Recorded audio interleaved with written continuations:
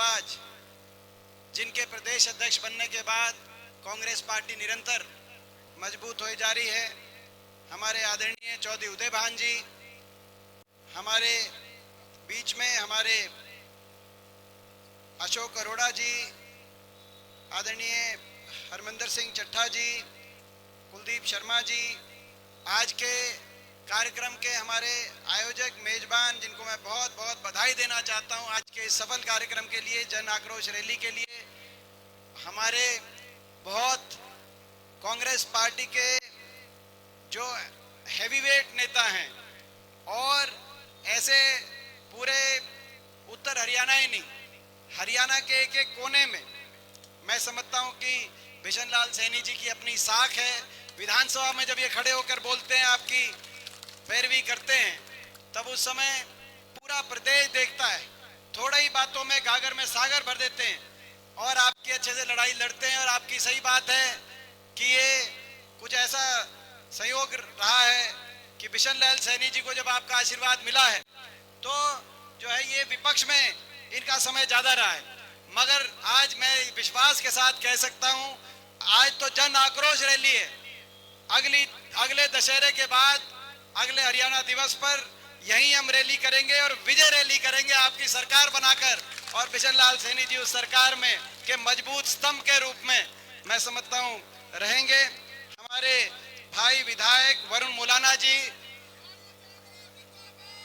भाई हमारे विधायक मेवा सिंह जी, हमारे विधायक सुभाष देशवाल जी, विधायक जयवीर वाल्मीकि जी, पूर्व मंत्री सुभाष चौधरी जी, विधायक इंदुराज नरवाल जी, विधायक बलबीर वाल्मीकि जी, डिलूराम बाजीगर जी, पूर्व मंत्री रंगा साहब, पूर्व मंत्री राकेश कंबोज जी, राजकुमार वाल्मीकि जी, भीमसेन मेहता जी, चौधरी लहरी सिंह जी, विजेंद्र कादियान जी, जरनेल सिंह जी, हमारे पदम सिंह दहिया जी, सुल्तान सिंह जडोला जी, हमारे भाई नरेंद्र जी, बहुत से हमारे सभी, हमारे भाई सुरेंद्र पवार जी, हमारे विधायक सोनीपत से, वो भी यहाँ पे उपस्थित हैं। बहुत सभी पिता तुल्य बुजुर्ग, नौजवान साथी, मातृशक्ति, बहुत देर से आप लोग बैठे। मैं तो संक्षिप्त में अपनी बात आपके बीच में मैं रखना चाहता हूँ। सबसे पहले हरियाणा दिवस की मैं भी आप सबको बहुत बहुत शुभकामनाएं देता हूँ। आज हरियाणा दिवस, आज हरियाणा दिवस भी है और ये बात भी सही है कि आज ऐसे समय में जन आक्रोश रैली की जा रही, जब चुनावी वर्ष में हमने प्रवेश कर दिया, चुनाव की बिगुल बज चुकी। अभी 5 स्टेटों के चुनाव हो रहे हैं, 5 प्रदेशों के चुनाव के 2 महीने के बाद लोकसभा चुनाव होंगे, यानी कि आज से 3-4 महीने के बाद, और उसके 4 महीने बाद विधानसभा चुनाव होंगे।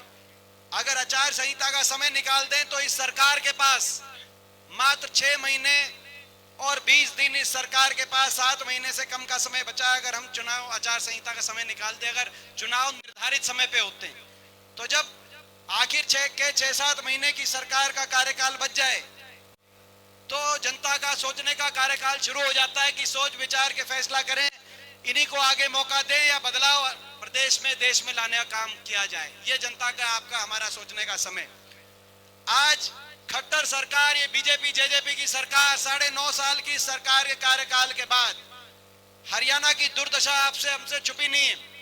जो प्रदेश 2014 से पहले जब कांग्रेस की सरकार थी, हुड्डा साहब के नेतृत्व में, जो प्रदेश उस समय देश में विकास में नंबर 1 था, किसान के हकों के फैसले में देश में जिस प्रदेश का जिक्र आता था, चाहे गन्ने के भाव की बात हो, पॉपुलर के भाव की बात हो, किसान के कर्ज माफी की बात हो, कोऑपरेटिव के कर्जे की माफी की बात हो, गरीब कल्याणकारी योजनाओं में जो प्रदेश देश में नंबर 1 आता था कांग्रेस के समय, चाहे 100 गज के प्लॉट कांग्रेस के समय देने की बात रही हो, चाहे मकान हरियाणा के अंदर 3.5 लाख परिवारों को मकान देने की बात रही हो, 20 लाख गरीब परिवार के बच्चों को स्कूल में वजीफा देने की बात रही हो, पीने के पानी की टंकी टूटी का उस समय फैसला रहा हो, राशन डिपो पर केवल अनाज के साथ, चाहे उस समय दाल, तेल, चीनी की व्यवस्था की बात रही हो, गरीब कल्याण की बात थी, हम देश में नंबर 1 आते थे, चाहे बुढ़ापा पेंशन उस समय देश में नंबर 1 थी,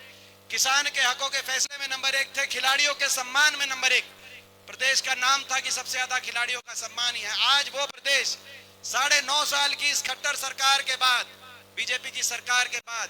विकास में तो हम पिछड़ गए, देश में 17वें नंबर पे, नंबर 1 अगर पहुंच गए देश में, तो आज बेरोजगारी में देश में नंबर 1। हर घर में एक नौजवान पढ़ा लिखा बेरोजगार, बेरोजगारों की फौज खड़ी होगी हरियाणा में। दिल्ली के 3 तरफ बसा हरियाणा आज बेरोजगारी में नंबर 1 प्रदेश देश में पहुंचा दिया इस सरकार ने। ना कोई इंडस्ट्री लेके आ पाए, 9.5 साल में ना औद्योगिक क्षेत्र लगा, ना कोई थर्मल का कारखाना लगा, ना सरकारी क्षेत्र में उतनी नौकरी दिलवा पाए। सरकारी क्षेत्र में या तो नौकरियां समाप्त कर दी गई या उनको कच्चों में बदल दिया गया, जैसे अग्निपथ के माध्यम से फौज की बात हो या हरियाणा कौशल निगम के माध्यम से हरियाणा की कच्ची नौकरियों की बात हो। और उसके बाद अगर कोई फिर भी कोई भर्ती निकली तो या घोटालों की भेंट चढ़ गई, एचपीएससी घोटाले, पेपर लीक घोटाले, एचपीएससी के दफ्तरों में करोड़ों की बरामदगी हुई, फिर भी ले दे के कोई लिस्ट निकली तो हरियाणा से ज्यादा हरियाणा के बाहर के नौजवानों का नंबर उस लिस्ट में निकला। एसडीओ की भर्ती हुई, 80 में से 78 बाहर के एसडीओ इलेक्ट्रिकल में, 99 में से 77 बाहर के। अभी असिस्टेंट प्रोफेसर टेक्निकल की लिस्ट निकली 156 में से केवल 53 हरियाणा के, 103 बाहर के। ऐसी प्रदेश में सरकार जिसने देश प्रदेश के नौजवान को बेरोजगारी की गर्त में धकेल दिया, कोई नशे की तरफ, कोई डिप्रेशन की तरफ, कोई अपराध की तरफ, और कई घर बार बेच के विदेश की तरफ, बॉर्डर पार करते ही गांव के अंदर पटाखे छोड़े जाएं, ऐसा माहौल बना दिया। जहां पढ़ने के, एजुकेशन के, कोचिंग के केंद्र थे शहरों में, आज विदेश में जाने के केंद्र, अपना सब कुछ बेच के बाहर चलो। हरियाणा के अंदर भविष्य की तरफ कितना निराश होगा हरियाणा का नौजवान। आज बेरोजगारी में देश में नंबर 1, महंगाई में देश में नंबर 1, सबसे ज्यादा महंगाई, सबसे ज्यादा वैट, डीजल, पेट्रोल, रसोई गैस का सिलेंडर, बच्चों की स्कूल की फीस, बिजली के बिल, देश में सबसे ज्यादा। आज अगर महंगाई कहीं है तो इस सरकार में। हरियाणा में सबसे ज्यादा वैट भी हरियाणा में, सबसे महंगी बिजली भी हरियाणा में, और सबसे कम राहत भी हरियाणा में। कोई राहत मांगे, कर्मचारी ओल्ड पेंशन स्कीम मांगे, उन पे लाठी चार्ज, पंचायतें अपना अधिकार मांगे, उन पे लाठी चार्ज, आंगनवाड़ी, आशा वर्कर अपना मानदेय बढ़ाने की बात करें, उन पे लाठी चार्ज, किसान एमएसपी के लिए न्याय मांगे, उन पे लाठी चार्ज। तो महंगाई, बेरोजगारी, हर वर्ग पे अन्याय और ऐसा अहंकार।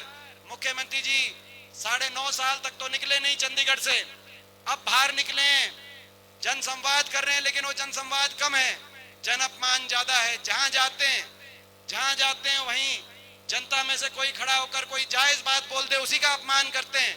अभी एक जगह गए तो एक महिला ने कहा कि हमारे यहाँ बेरोजगारी इतनी है, कोई फैक्ट्री खुलवाने का काम करिए। तो उन्होंने कहा कि आप फैक्ट्री की क्या बात करते हो, इनको चंद्रयान पे बिठा के इनको चांद भेज दो। आपने देखा हो। ये किसी एक और महिला ने कहा कि मैं विधवा हूं और मेरा 22 साल का बच्चा चिट्टे से और नशे से चला गया, उसकी डेथ हो गई। आप ये काम बंद करवाइए, नशा बेचने का काम यहाँ पे बीजेपी का एक आदमी करता है। सिरसा में एक लेडीज ने कहा, बोला इन्हें उठा के बाहर फेंकवा दो। एक और किसी ने कहा, एक नौजवान ने बोला फला पार्टी से लगता है इसकी पिटाई करवाओ। ये शब्द अहंकार के शब्द हैं, पिटाई करवाना। अभी पीछे करनाल में कहा कि ये जो सिक्योरिटी, ये जो सारी सिक्योरिटी है, ये ऐसे नहीं रखी, धक्के मार के आपको बाहर कर सकते। ये अहंकार, काम कुछ किया नहीं, हरियाणा को विकास की पटरी से उतार दिया। बेरोजगारी में, महंगाई में, भ्रष्टाचार में जेजेपी के साथ समझौता, भ्रष्टाचार का, खुले भ्रष्टाचार का समझौता। ऐसा खुला भ्रष्टाचार कहा था जेजेपी ने 5100 बुढ़ापा पेंशन पे समझौता कर रहे हैं बीजेपी को, क्योंकि दोबारा से सरकार नहीं बनती उस समझौते के बिना। आपको पता है 5100 बुढ़ापा पेंशन तो आई नहीं, लेकिन महकमे बांट लिए। माइनिंग का महकमा किसके पास, कौन माइनिंग के माध्यम से लूटेगा, कौन शराब के माध्यम से लूटेगा, कौन एक्साइज के माध्यम से लूटेगा। एक के बाद एक ऐसे घोटालों की लिस्ट। आज भ्रष्टाचार की भेंट चढ़ गया हरियाणा। आज हरियाणा दिवस है, आओ इस हरियाणा दिवस पे मैं अंत में यही कहना चाहता हूं, हमें संकल्प लेना पड़ेगा दोबारा। हमारे बड़े बुजुर्गों ने लड़ाई लड़कर, आपके हमारे सभी ने लड़ाई लड़के इस प्रदेश हरियाणा प्रदेश को, हमारे भारतवर्ष में जन्म मिला 1966। उसके बाद हरियाणा लगातार आगे बढ़ा। आज दोबारा से हरियाणा दिवस पे हमें संकल्प लेकर का समय है। आज हम संकल्प लें कि हरियाणा ऐसा प्रदेश ना हो जहां सबसे ज्यादा बेरोजगारी हो, बल्कि हरियाणा एक ऐसा प्रदेश हो जहां सबसे ज्यादा रोजगार का सृजन हो। आप संकल्प लें, हरियाणा ऐसा प्रदेश ना हो जहां किसान पे अत्याचार सबसे ज्यादा हो, 750 किसानों को अपनी जान कुर्बान करनी पड़े, मगर हरियाणा ऐसा प्रदेश हो जहां देश में सबसे ज्यादा किसान का मान सम्मान हो, हरियाणा ऐसा प्रदेश हो।